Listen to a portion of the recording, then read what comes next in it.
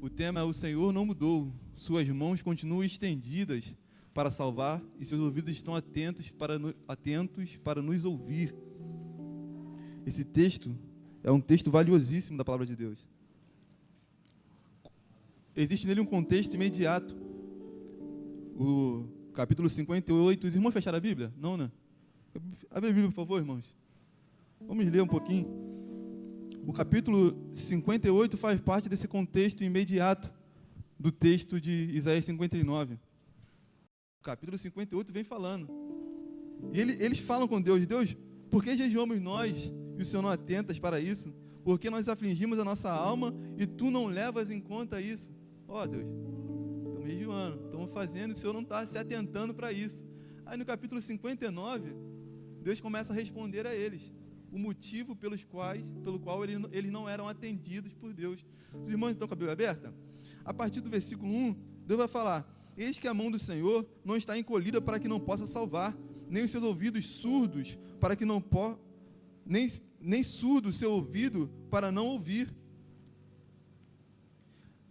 E Deus começa uma lista de pecados que eles condenavam o povo. E começa o versículo 2 falando: mas as vossas iniquidades fazem separação entre vós e o vosso Deus, e os vossos pecados encobrem o seu rosto de vós, para que não vos ouça. Aí vem falando, irmãos, uma série de pecados. Até o versículo 8, ele dá uma lista de pecados que o povo estava cometendo. Por falas, eles falavam mentiras, pensavam maldade e praticavam impiedade. A partir do versículo 9, eles começam a confessar os seus pecados. E a partir do versículo 16, Deus promete que irá salvar o seu povo. Então esse texto é um texto completo.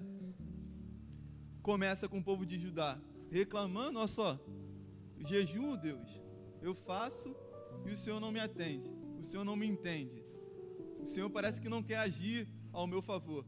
A partir do capítulo 59, Deus vai mostrando por que não pode atender o povo. Por que eles não podem atender? Por que Deus não pode atender eles? Eles até tinham aparência, irmão. Eles até pareciam que eram. Eles até jejuavam. Mas o problema nunca esteve nas mãos nem nos ouvidos de Deus. Era o pecado que fazia a separação entre Deus e o povo. Os irmãos lembram o que está escrito em Jeremias, capítulo 17, versículo 9 e 10? Diz assim, irmãos: que enganoso é o coração do homem, quem o conhecerá? É Deus que esquadrinha os corações e sonda os pensamentos. E Ele trata e retribui de acordo com a vossa maneira de viver.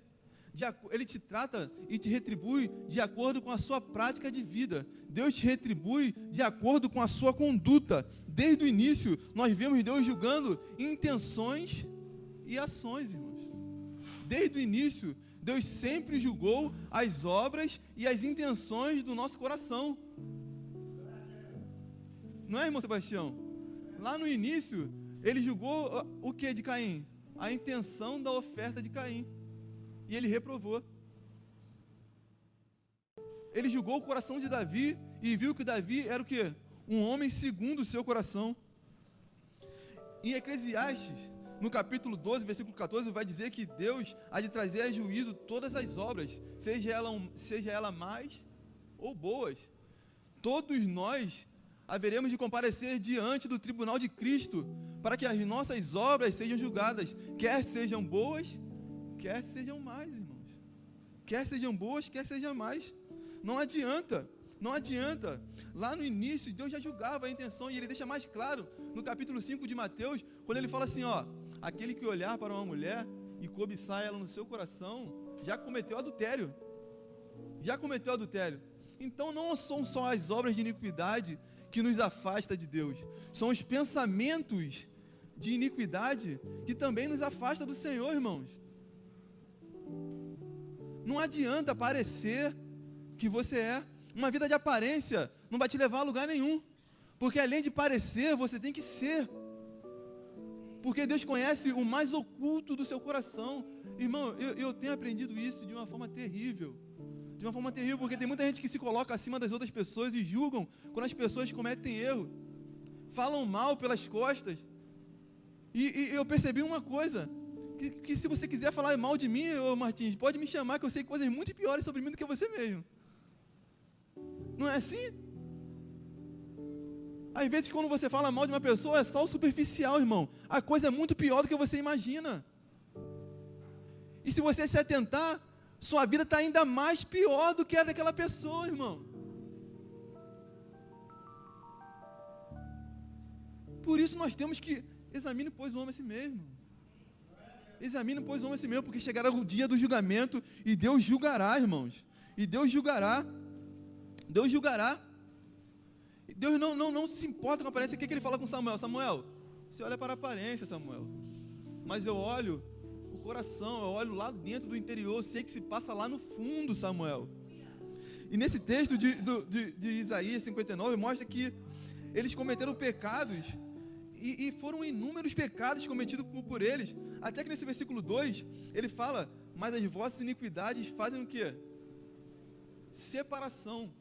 Essa palavra de separação, quando você busca ela no original, ela aparece algumas vezes na Bíblia, e ela aparece, por exemplo, lá em Gênesis capítulo 1, no versículo 6, quando diz que Deus fez separação entre mares e céu, entre a luz e a escuridão.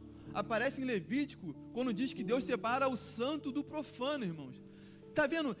Essa palavra separação, ela dá a entender que existe um limite espiritual, moral, onde é impossível que Deus possa ter um relacionamento com esse tipo de pessoa que está nesse tipo de prática, irmão.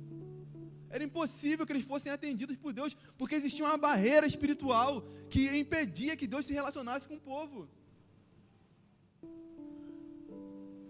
Os irmãos estão entendendo a gravidade do que é isso?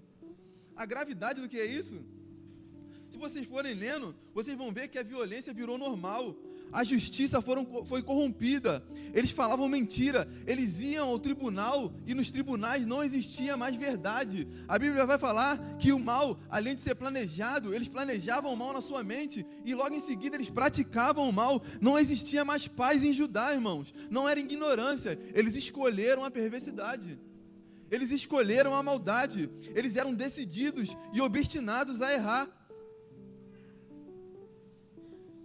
Mas o texto vai falar, e é algo triste demais, irmãos.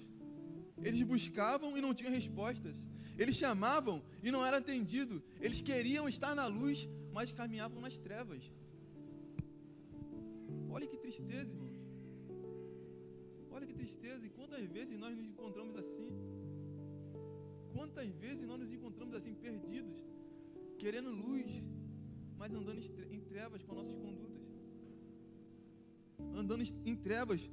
A Bíblia fala em Provérbios que aquele que planeja o mal, acabarão mal, porém o que trabalha para o bem dos outros, encontrarão felicidade. A Bíblia é clara quanto a isso, irmãos. A Bíblia é clara quanto a isso. Se não for dessa maneira, existirá uma barreira que impedirá que as suas orações sejam ouvidas. E não é porque Deus fechou os céus, não é porque não, o problema não está na mão dele, o problema não está no ouvido dele, o problema está na sua forma de viver e na sua conduta, irmão. O problema está aí, irmãos. O problema está aí. Mas a graça de Jesus veio para resolver esse problema de separação, irmão. A graça de Jesus veio para resolver esse problema da separação. O sacrifício de Jesus resolve esse problema da separação, mas mesmo salvo, o pecado ainda afeta o cristão e a igreja. O pecado ainda afeta o cristão e a igreja. Pode pegar um pouquinho de água? Todo o rigor da lei caiu sobre Jesus, mas Deus ainda corrige quem ama e açoita aqueles que eles têm por filho.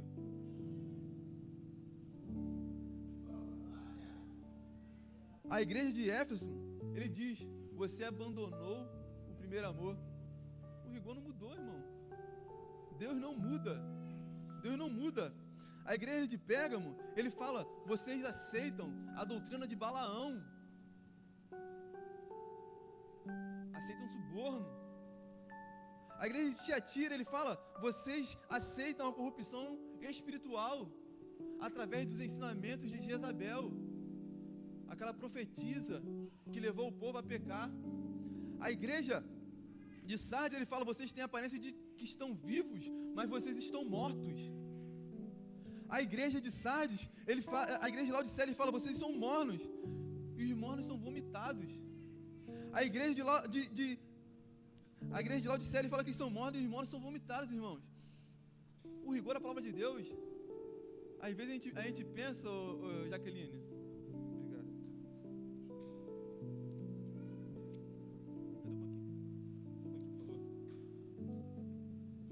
Pode dar glória, irmão? Glória a Deus aí.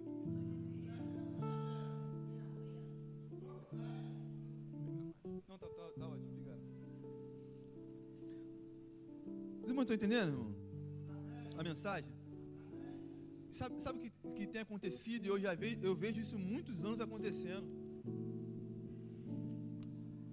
Muitos anos isso já vem acontecendo por muito tempo.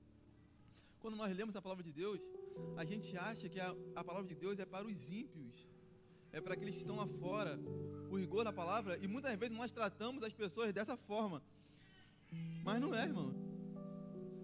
A Bíblia fala para Israel, e hoje tem falado com a igreja. Ela fala com um cara cristão. O conserto começa onde, pastor? Em casa. Em casa. A cobrança começa em casa, irmãos. A maioria dos textos da Bíblia está falando para a igreja e para Israel, não são para os ímpios.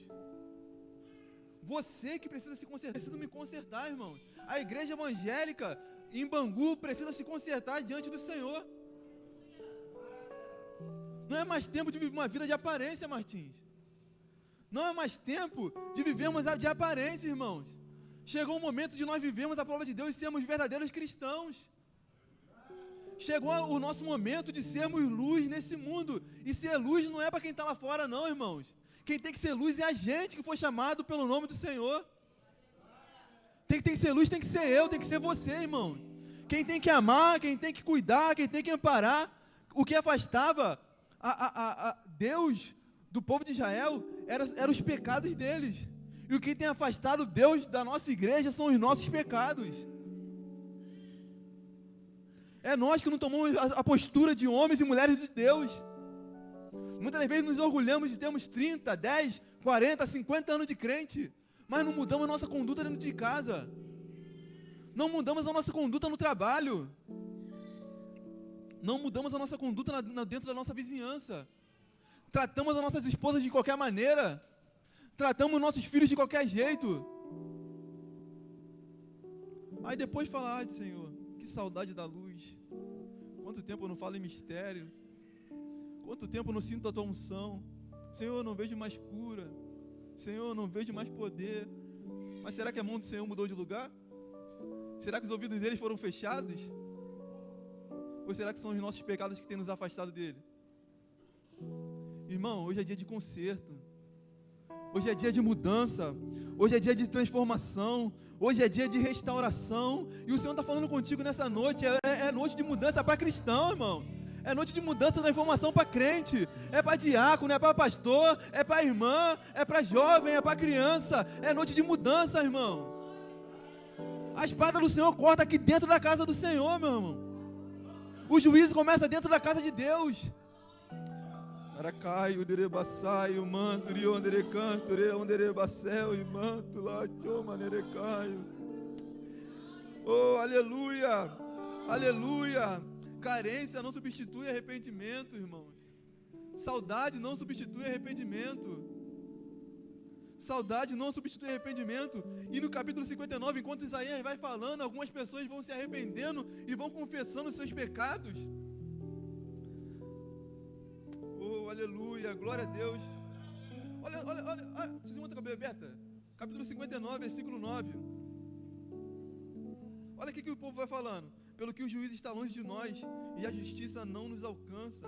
Esperamos nós pela luz, e eis que as trevas nos vêm. Buscamos claridade, mas andamos na escuridão.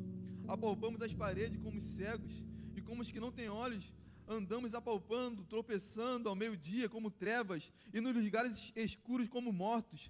Todos nós bramamos como ursos, continuamente gemendo como pombas. Esperamos pelo juízo, e não há.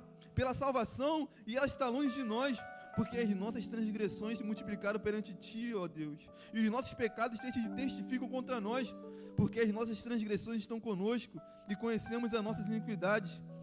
Como o prevaricar, mentir contra o Senhor, e desviamo-nos do nosso Deus, e falar de opressão e rebelião, e conceber e proferir do coração palavras de falsidade. Por isso, o direito se tornou atrás, e a justiça se pôs de longe, porque a verdade anda tropeçando pelas ruas, e a iniquidade não pode entrar. Sim, a verdade desfalece, a quem se desvia do mal, arrisca-se a ser despojado. O Senhor viu, e apareceu mal aos seus olhos, o que não houve justiça. Aqueles que tentavam fazer o bem, eram maltratados ainda, irmãos. Além do povo estar andando em trevas, além do povo estar andando em escuridão, eles atrapalhavam aqueles que queriam fazer aquilo que é correto. Mas os irmãos perceberam que o texto, eles estão confessando os seus erros? E aqui é o povo de Israel que está confessando os seus erros. Após um momento de saudade da presença de Deus, da luz do Senhor, eles começam a confessar os seus erros. E quanto tempo ainda nós iremos continuar remando para longe? Quanto tempo ainda nós vamos parar de remar? Quanto tempo ainda nós iremos correr para longe, irmãos? Será que não vamos fazer a mesma pergunta que eles fizeram? Aonde está o Senhor? Cadê as suas mãos, ó Deus? Cadê os seus ouvidos que não nos escutam? Cadê a sua luz? Eu não consigo mais sentir o seu amor. Eu não consigo mais sentir a sua presença. Eu não consigo mais sentir, mas eu preciso te lembrar hoje. A mão do Senhor não está encolhida. Os seus ouvidos não estão agravados para que Ele não possa ouvir a tua oração, o teu clamor. Mas é noite de confessarmos os nossos pecados. É noite de colocarmos diante de Deus os nossos erros. É noite de restaurarmos a nossa aliança com o Senhor. É noite de limparmos a nossa vida. E enquanto a palavra está sendo pregada, presbítero, o Senhor vem limpando. A palavra de Deus é a água. A palavra de Deus é o fogo que purifica. E ela está sendo pregada nessa noite para a purificação da sua vida. Para, aleluia, para te levantar desse chão. Para fazer você ser de novo aquele crente que você era antigamente. Que falava em mistério com o Senhor. Que buscava o Senhor. Que pregava a palavra. Que acolhia e amava as pessoas, que hoje você já não consegue mais, irmão.